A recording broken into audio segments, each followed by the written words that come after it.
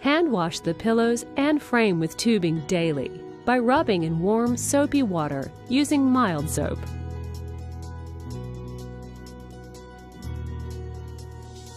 To keep the vent clean, use a soft bristled brush daily. Over time, the vent may discolor, but don't worry. It's not a safety concern and won't affect the performance of your mask. Hand wash the QuickFit headgear once a week in warm water using mild soap. And you don't have to remove it from the mask to do it. After cleaning, rinse all components in tap water. Dry the vent by gently wiping it with a cloth and make sure it's dry before the next use.